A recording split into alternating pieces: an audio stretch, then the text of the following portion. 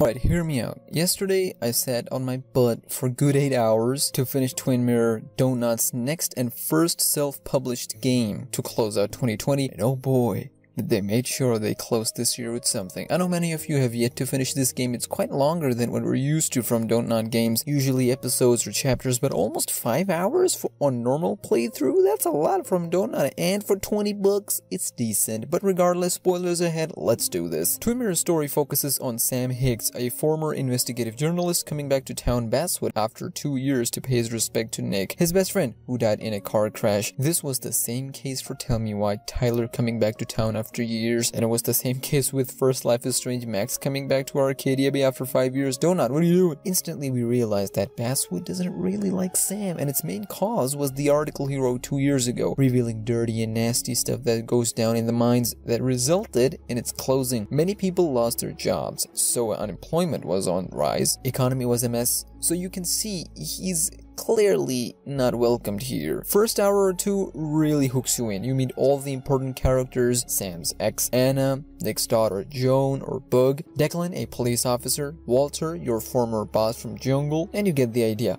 But wait, Nick's daughter, Bug, believes that her father was murdered and it wasn't an accident, and that's the plot of the game. Pretty exciting stuff. The most interesting part of the entire game story, however, is your alter ego, Sam, who's in your head. The game does well tackling it at first, tackling it from multiple aspects, from imaginary friend, autism, social acceptance, etc., and much more. But to counter that, they also have this segment called Mind Palace, a place where Sam, in his mind, can piece together stuff peacefully. I loved those moments where you have to control yourself, staying calm, breathing. Those segments are a breath of fresh air. That's all you need to know about the game and its story. I can't say much on the mystery and thriller aspect of the game, though. Really felt like I've been through most of it in Life is Strange Tell Me Why recently. However, this time it was a bit polished. But I will say, this might be their most mature writing. It has a really good theme, the tone is there for the game, and everything just feels mature. So you can clearly see how conflicted I am with this. On one hand, you have Twin Mirror, graphically superior to any other project Dontnod has ever worked on. I need Life is Strange 3 or 4 or whatever in these graphics, but at the same time, lots of it is something they've been doing it in previous games that just feels redundant.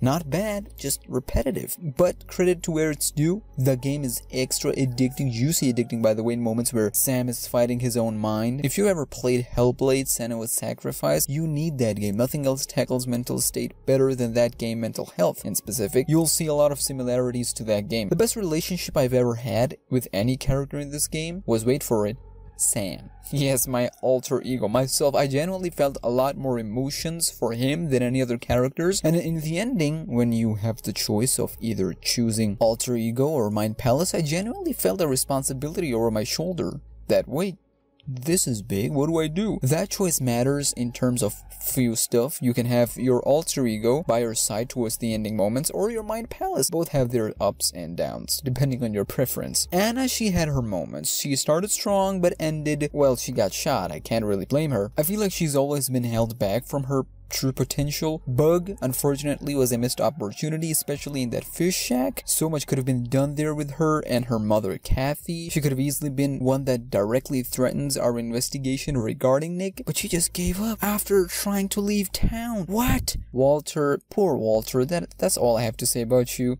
Joe, if I could hug you right now, I would. Poor guy deserves better. And that is pretty much every main character. Not bad, just held back. Not enough time to polish out development. Now, the big reveal was that one of the officers you meet early in the game, Declan, was behind the murders of Nick and later Dennis. So yes, Bug was indeed correct about her instinct. And then you look at it from outside perspective, she has nothing to contribute in the second or third part of the game. He was involved in drug dealing, and that's your payoff to 3 to 4 hours of investigation. Not to mention they try to redo this Life is Strange 2 thing with outsiders and outcast stuff again, with Anna's friends, former minors who she interviewed a while back, that served no purpose at all until the last few seconds when he finally catches drug dealer who spilled the beans. But honestly, I was like, Declan who? And most importantly, not many characters, too many characters, not enough time, too much time. You can tell the pacing was off, and this game was clearly intended for episodic release rather than one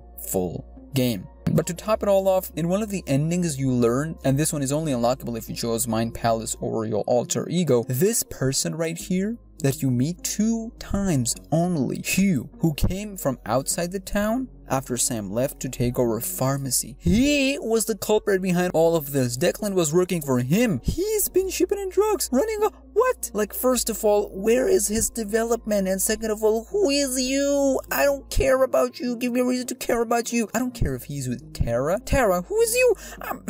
Stuff like this makes me so sad. It gives everyone a legitimate chance to criticize Don'tnod's work over and over again when they've been getting hit since Life is Strange. And that's the thing, some of their work is so good. Regardless, my final verdict, Life is Strange 2 still might be their best work, with Twin Mirror and Tellingwise sharing 3rd spot. But the good things about the game is its huge leap forward in terms of graphics, a very mature writing compared to their previous works, and there's a lot they can use from here for their future projects. And finally, choices structure still hasn't been improved. It still hasn't been branched out as I was expecting. Maybe I was expecting a little too much, and it seems that no one will be beating Detroit Become Human, or Quantic Dream for that matter, for a very long time. Overall, it is a 7 out of 10 for me, but Don'tnod, I still love you guys for everything you guys do and the work you guys put in. Can't wait to see what you guys have in store for the future 2021. Hoops like this must be crossed in order to truly achieve your potential, and I believe this Twin Mirror will be the transitioning period for Don'tnod to deliver the greatness that I know they are capable of. We need devs like you amongst this chaotic industry.